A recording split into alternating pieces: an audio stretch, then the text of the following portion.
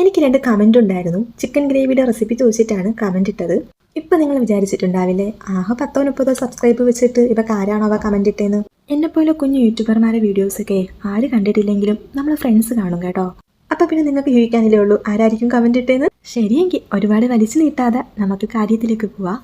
ഇവിടെ ഞാൻ chicken clean ആക്കി എടുത്ത് വെച്ചിട്ടുണ്ട്. അതിലേക്ക് ഇഞ്ചി വെളുത്തുള്ളി പേസ്റ്റ്, മുളക് പൊടി, പെരിഞ്ജീരകപ്പൊടി, മഞ്ഞൾപ്പൊടി, ഗരം മസാല, ചിക്കൻ മസാല, ലാസ്റ്റായിട്ട് ഇതിലേക്ക് ഉപ്പും കൂടി ചേർത്തിട്ട് ഇത് മിക്സ് ചെയ്ത് 5 മിനിറ്റ് ഒന്ന് മാറ്റി വെക്കാം. എന്നിട്ട് ചിക്കൻ കറി വെക്കുന്ന കടായിലേക്ക് കുറച്ച് ഓയിൽ ഒഴിച്ച് കൊടുത്തിട്ട് നമുക്ക് ചിക്കൻ ഒന്ന് ഫ്രൈ ചെയ്തെടുക്കാം.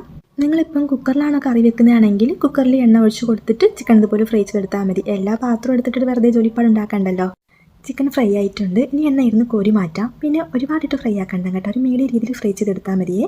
പിന്നെ നമ്മൾ ചിക്കൻ ഫ്രൈ ചെയ്ത ഓയിലിൽ തന്നെ കുറച്ച് കറിവേപ്പില ഇട്ട് കൊടുക്കാം. എന്നിട്ട് സവാള എടുക്കാം കേട്ടോ. നീളത്തിൽ കട്ട് ചെയ്ത് വെച്ചിട്ടുള്ള സവാളയും പച്ചമുളകും ഉപ്പും കൂടി ഇട്ട് കൊടുത്തിട്ട് നല്ലോണം വഴറ്റിയെടുക്കാം.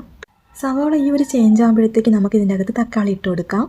തക്കാളി നല്ലോണം വഴറ്റിയെടുക്കാം. എന്നിട്ട് അതിലേക്ക് മസാലപ്പൊടി ചേർത്ത് കൊടുക്കാം. 1/2 ടീസ്പൂൺ മുളക് പൊടി, 1/4 ടീസ്പൂൺ മഞ്ഞൾപ്പൊടി, 1/4 ടീസ്പൂൺ പെരിഞ്ജീരകപ്പൊടി, 1/4 ടീസ്പൂൺ ഗരം മസാല, 1/4 ടീസ്പൂൺ മല്ലിപ്പൊടി. ഇത്രയും ചേർത്തിട്ട് ഇതിൻ്റെ ഒരു പച്ചമണം മാറുന്ന വരെ ഒന്ന് വഴറ്റിയെടുക്കാം. പിന്നെ ഇതിലേക്ക് ചിക്കൻ ഫ്രൈ ചെയ്ത് വെച്ചിട്ടുള്ളതും കൂടി ഒന്ന് ആഡ് ചെയ്ത് കൊടുക്കാം. ലാസ്റ്റായിട്ട് ഇതിലേക്ക് 1/2 കപ്പ് ചൂടുവെള്ളം ഒന്ന് ഒഴിച്ചു കൊടുക്കാം. എന്നിട്ട് എല്ലാം കൂടി ഒന്ന് മിക്സ് ചെയ്തിട്ട് അടച്ചു വെച്ച് ഒരു 10 മിനിറ്റ് ഒന്ന് കുക്ക് ചെയ്തെടുക്കാം. അപ്പോൾ അത്രയേ ഉള്ളൂ. ഇങ്ങനെയാണ് ഞാൻ ചിക്കൻ ഗ്രേവി ചെയ്യുന്നത്. നമ്മൾ ഫ്രൈ ചെയ്തിട്ട് വെക്കുവാണെങ്കിൽ നല്ല ടേസ്റ്റാണ്. അപ്പോൾ എല്ലാവരും ട്രൈ ചെയ്ത് നോക്കണേ.